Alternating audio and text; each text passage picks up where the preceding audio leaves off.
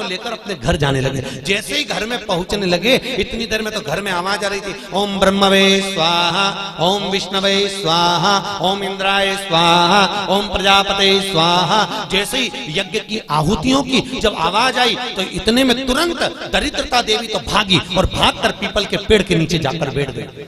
दूसरा मुनि ने कहा, दरिद्रता चलो, ज्येष्ठा ये अपना घर है, तुम्हारा ससुराल, चलो। ज्येष्ठा देवी कहती है, महाराज मैं नहीं जा सकती, पहले या तो यज्ञ बंद करवाओ, पूजन बंद करवाओ, पाठ बंद करवाओ, अनुष्ठान बंद करवाओ, तब मैं तुम्हारे घर में आऊंगी। क्योंकि दरिद्रता उसी के घर में प्रवेश करती है जिसके घर में कभी पूजन पाठ नहीं होता। तो मैं इस घर में जाऊं कैसे? इसके घर में तो पूजन पाठ हो रहा है, मैं नहीं जाऊंगा।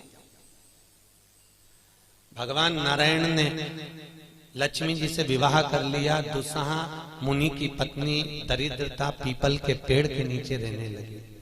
इसलिए हमारे यहाँ हिंदू धर्म में पीपल का पेड़ घर में नहीं लगाया जाता, क्योंकि उसके नीचे कौन रहती है? जम के बोलो, दरिद्रता रहती, ज्येष्ठा रहती। अब दरिद्रता का निवास हो गया पीपल के पेड़ के नीचे। भगवान नारायण लक्ष्मी जी को लेकर घूमने के लिए चले। चलो थोड़ी देर, लक्ष्मी जी बोली मेरी बहन से नहीं मिले, चलो जरा मिलने। भगवान ने कहा चलो मिल के आते हैं। और जो भगवान मिलने के लिए गए तो लक्ष्मी जी उनके लिए मिठाई का डिब्बा ले गए। अपन किसी के यहाँ जाते हैं तो मिठाई लेकर जाते हैं, मिठाई ले गई और मिठाई ले जाकर जो दिया, दीदी ओ दीदी, दीदी बोली हाँ ले, मैं तेरे लिए क्या लाई हूं, ले। और जो मिठाई का डब्बा दिया, इतने में दरिद्रता ने खोल कर देखा तो उसमें मिठाई थी। दरिद्रता को क्रोध आ गया और दरिद्रता ने कहा, लक्ष्मी तुझे मालूम नहीं कि मुझे प्रिय क्या, मुझे क्या अच्छा लगता है? लक्ष्मी जी ने कहा, मैं जानती हूँ तेरे को खट्टा और तीखा प्रिय है, मैं जानती हूँ तुझे खट्टा अच्छा लगता है, तीखा अच्छा लगता है, तो फिर मिठाई क्यों लाई? तो लक्ष्मी जी बोली, मेरे को लगा कि हो सकता है शादी के बाद तू चेंज हो गई हो, बदल गई, इसलिए मैं तेरी मिठाई। मिठाई का डब्बा उठाकर फेंक दिया दरिद्रता, और दरिद्रता ने फेंका। भगवान नारायण देख रहे थे। लक्ष्मी जी ने कहा चलें, भगवान विष्णु के चलो, चलिए।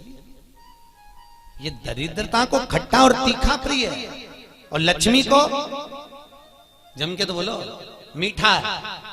इसलिए हमारे हिंदू धर्म की रीति है, आज भी दुकान के बाहर, घर के बाहर नींबू मिर्ची टांगी जाती है, मिठाई रसगुल्ले नहीं।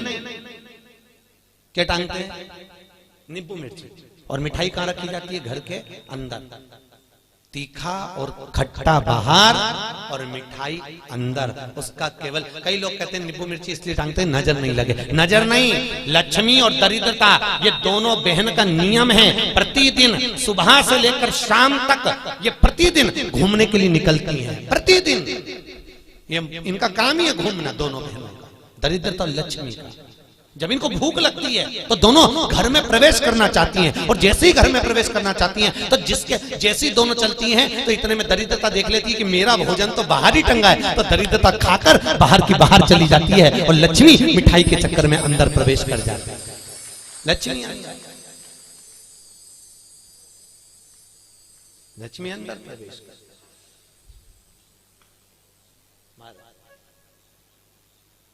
इसलिए आज भी नींबू और मिर्ची हमारे यहाँ शास्त्र रीति है महाराज, 4 चीजें बेटी की विदाई में नहीं देते। कितनी चीजें? 4। पहली झाड़ू, क्या? झाड़ू। दूसरे नंबर पर चलनी, आटा छानने की चलनी। दूसरे नंबर पर चलनी, तीसरे नंबर पर सुई, और चौथे नंबर पर अचार की बरनी। बेटी की विदाई में नहीं दी जाती। अगर ये 4 चीजें बेटी की विदाई में, माँ बाप ऐसे होते हैं कि कुछ सोचते ही नहीं है, मेरी बेटी जा रही है, रख दे अचार रख दे, तो माँ भी इतने प्रेम से अचार की बरनी भर भर के रख देती है। उनको समझाओ, जिसके घर में ये 4 चीजें मायके की चली जाती है, सुई, झाड़ू, चलनी और अचार, उसका घर फूटने में देरी नहीं लगती महाराज, याद रखिए। उसके घर में फूट डले, पति पत्नी में फूट डलेगी, सास बहू में फूट डलेगी, भाई भाई में फूट डलेगी, तो लोग कहते हैं अच्छा खासा परिवार था, जब से बहू आई तब से घर में ऐसा उपद्रव मच रहा। उपद्रव क्यों मच रहा है? उसका कारण है क्योंकि तुम उसके घर का अचार खा गए। वो बनवा के लिए ही हो, तुमने खा लिया। और अभी भी कह रहे हो हमारी बहू की माँ बहुत अच्छा अचार बनाती है, तो मंगवा लो, जा और मंगवा लो, खा। महाराज पहले बेटी की विदाई में भेजते थे बड़ी, पापड़, और पहली विदाई में बेटी के भेजते थे बेटी के साथ में मैदे की पूड़ी, एक डलिया में कपड़े में बांधकर। उसमें ना तो नमक डलता था ना उसमें शक्कर डलती थी। क्यों? क्योंकि वो बेटी के विदाई में मैदे की पूड़ी इसलिए दी जाती थी कि हमने ये पूड़ी एकदम फीकी भेजी है, अब चाहे तुम इसमें नमक डालो चाहे इसमें शक्कर डालो, हमने तो हमारी बेटी को तुम्हें दे दिया, एकदम सीधी मैदे की पूड़ी की तरह भेजी है। अब तुम इसमें चाहे कपट भरो चाहे प्रेम भरो, तुम्हारी मर्जी, ये हमने तो दे दी। कन्यादान करे और हम फ्री, हमें कहीं हमने तो देना था, दे दे। इसलिए बेटी के साथ में मैदे की पूड़ी भेजी जाती। मैदे की क्या बोलते हैं उसको, खाजा बोलते हैं, बड़े बड़े ले।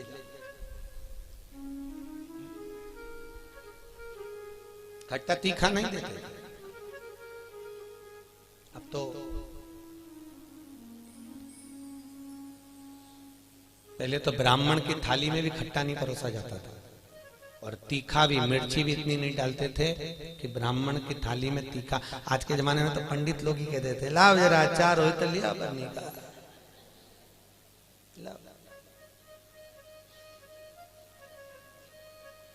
पितरों के जो देवता हैं, किनके देवता?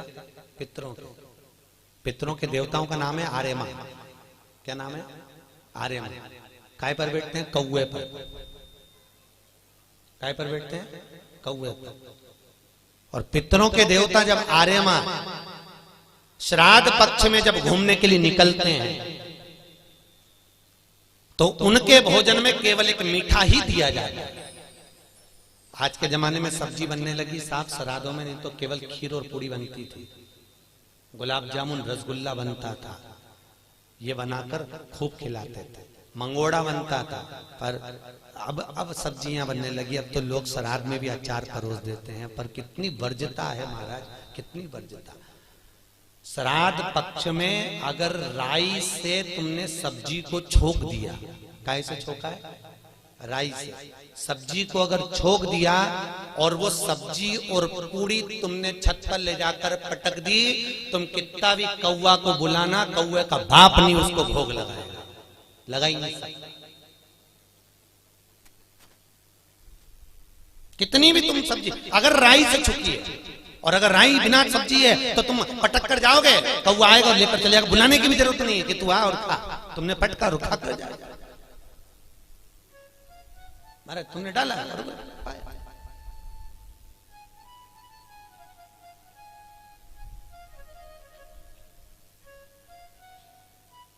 उसको। हमारे यहां शास्त्र दरिद्रता को खट्टा और तीखा प्रिय है। इतने में भगवान जाने लगे। लक्ष्मी जी ने कहा हमारी बहन से मिलने के लिए आए हो, कोई वर दीजिए। भगवान नारायण ने कहा लक्ष्मी आज शनिवार का दिन है, जिस दिन लक्ष्मी और नारायण दोनों इस पीपल के पेड़ के नीचे आए हैं। सुन दरिद्रता देवी, इस पीपल के वृक्ष के नीचे जो शनिवार को दिया लगाएगा वो लक्ष्मी और नारायण को अपने घर ले जाएगा। इसलिए शनिवार के दिन पीपल के वृक्ष के नीचे दिया का प्रमाण है महाराज। और सुन दरिद्रता देवी, तेरे पेड़ के नीचे जो खाली हाथ आएगा तू उसके घर में प्रवेश करेगी, और जो भरे हाथ से मतलब पानी का लोटा ले जाओ, कंकु ले जाओ, चावल ले जाओ, रोली ले जाओ, कुछ भी, जरा सी शक्कर ले जाओ, गुड़ ले जाओ, आटा ले जाओ, पर पीपल के पेड़ के नीचे कभी खाली हाथ मत जाओ। अगर तू खाली हाथ कोई आया तो तू उसके घर में प्रवेश कर। दरिद्रता देवी बोली ये तो तूने अपने अपने मन की बात कर ली लक्ष्मी, मेरा क्या पीपल के वृक्ष के नीचे।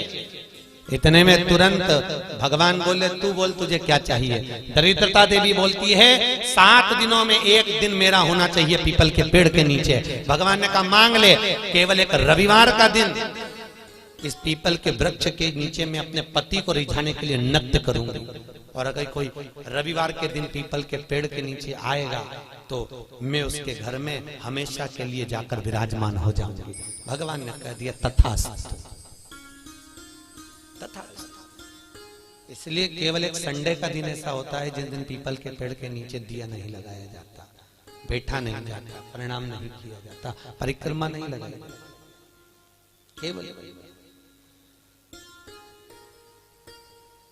जिनकी दीवालों पर कहीं पीपल लग जाता है ना, किसी किसी के घर में लग जाता है दीवालों के ऊपर, तुम कितना भी पीपल उखाड़ना वो वापस लग जाएगा, फिर उखाड़ो फिर लग जाएगा।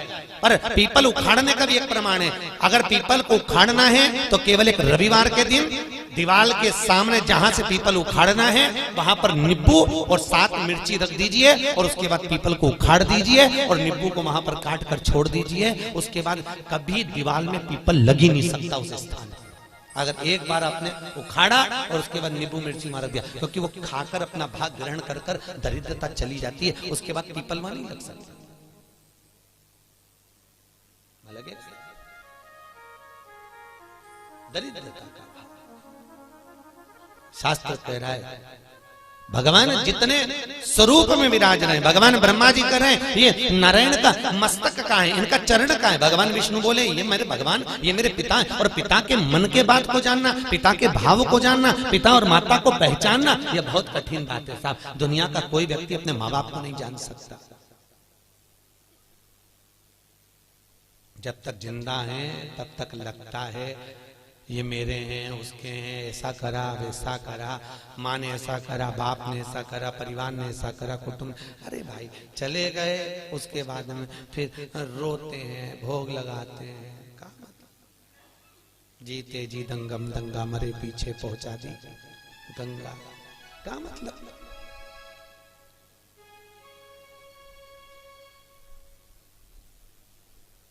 बड़ा बड़ा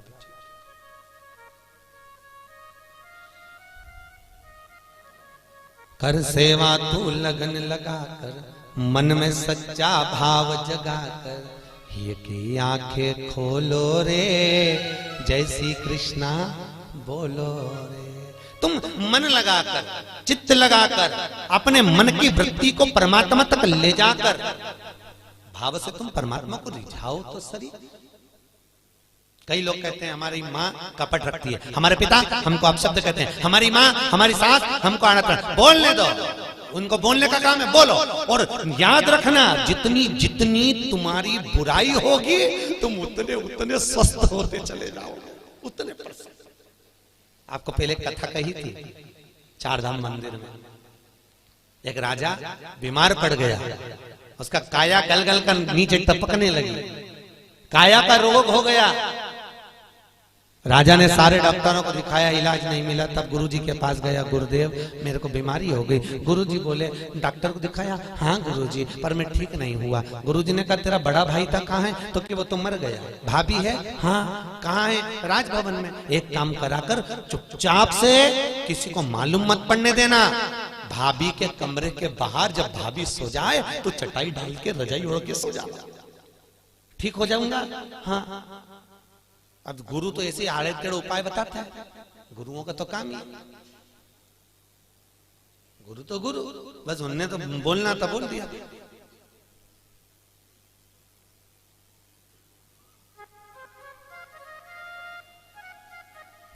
तो गुरु तो गुरु। महाराज भावसर जी, यहाँ सागर के पास में एक गांव है, वहां पर एक महाराज जी रहते हैं, और किसी को सांप डस लेता है ना, तो भले वो हॉस्पिटल में पड़ा हुआ, सांप डस ले और वो फोन पर उनसे बात करा दो महाराज से, वो महाराज वहां से कुछ नहीं कहते, केवल गाली बकते लपक के उसके कान में, और 15 से 20 मिनट में सांप का जहर उतर जाता है। अब गुरु तो गुरु की मर्जी, उनका मन। ये यहीं की बात है। तुम्हारे उज्जैन के पास में कौन सा गांव है बाबा? आगर के आगे एक गांव है कोई सा, वहां बिच्छू का जहर उतारा जाता है। किसी को बिच्छू काटा हो तो उसको ले जाए और ले गए, या कुत्ता काटा हो तो ले जाओ और ले गए। जैसी तो वैसी तुमने बस जाके किया, महाराज इसको कुत्ता काट गया, वो उठ के आएगा, बोलेगा चलेगा कुछ नहीं, और ऐसा देगा धर के गाल पे और कहता जाओ अड़भंगी। गुरु गुरु अड़भंग, ये गुरु का दर्शन कर रहे हो, एक अड़भंग होंगे। हम भले ना मिले हैं पर उनका स्वरूप कह रहा है कि अड़भंग होंगे। जा कर ले, मैं बैठो, जा। गुरु है, अड़भंग है, सोचता नहीं। गुरु केवल बता देता है जा ऐसा कर ले। वो गुरु गुरु होता है, उसके जीवन में उसने जो भजन करा होता है उसका प्रताप की पुण्यता देता है वो कि तू कर। गुरु जी ने कहा भाभी है, हाँ, उसके कमरे के बाहर जाकर चादर डाल के सो जा। गुरु जी उससे ठीक हो जाऊंगा, बिल्कुल हो जाएगा, जा तू सोया। एक नौकरानी ने देख लिया, राजा तो भाभी के कमरे में जाके सोता। बताओ भाई मर गया तो इतना खोला राजा। उसने दूसरी नौकरानी से कहा, दूसरी तीसरी से कहा, तीसरी चौथी से कहा, पूरे नगर में बात हो गई कि राजा इतना कपटी इतना खोला कि भाभी के कमरे में जाके सोता, भाई मर गया। पूरे नगर में बात हो गई, लोग थू करने लगे और राजा का शरीर एकदम बढ़िया चकाचक हो गया, एकदम बढ़िया। राजा नरियल लेके गुरु जी के पास गया, गुरुदेव मैं ठीक हो गया। पर गुरुजी में ठीक हुआ कैसे ये तो बता दो। गुरुजी ने कहा अरे राजा तेरे पाप इतने बढ़ गए थे कि तेरे शरीर से टपक टपक के गिर रहे थे। उन पाप को समाप्त करने के लिए मैंने चारों तरफ तेरी इतनी बुराई करवाई कि तेरा पाप कट गया, और पाप कट गया तो तू ठीक हो गया। तो याद रखना, तुम देखना एक बहू और एक सास, बहू की उम्र 25 साल की रहे, 30 साल की रहे, तो कहीं उसका घुटना दुखे, कहीं कमर दुखे, कहीं पीठ दुखे, कहीं सिर दुखे, 24 घंटा बहू का कुछ ना कुछ दुखता ही रहे। और एक बूढ़ी सास 70 साल 60 साल की, तो भी मंदिर दौड़ दौड़ के चली जाए, चकाचक घूमती फिरे, ना हाथ दुखे ना पांव दुखे। तो कई बहुओं को लगे हमारी सास तो देखो गजब की सास, 70 साल ने अभी भी महाकाल की आरती करे, ने अभी भी मंगला करे, ने अभी भी दौड़ी जाए और अभी भी ऐसा कर ले, अभी भी वैसा कर ले। तो कारण क्या है उसका? केवल इतना सा कारण है कि बहू सास की इतनी बुराई करती तो सास चकाचक होती चली जाती, एकदम बढ़िया चक चक चक। तो निवेदन है आपसे, सास को जल्दी निपटाना है तो बुराई करना बंद कर दो, निपट जाएगा। तो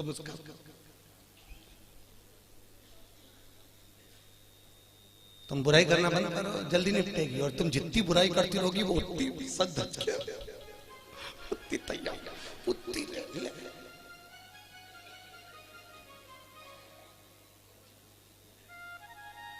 अभी हमारे भावसार परिवार में देख लो, इनकी बड़ी भाभी और एक उनकी बहू, दोनों को, अब दोनों सजी पर डोकरी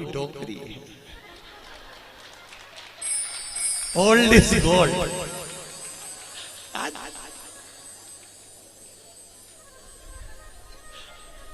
राधे ओल्ड भगवत हम समझ गए, हम सवेरे गए थे तो हमने जान लिया कि ये दवाई का असर नहीं, ये सत्संग का असर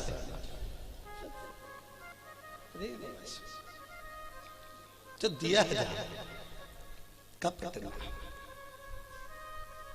अब हों दो बुराई।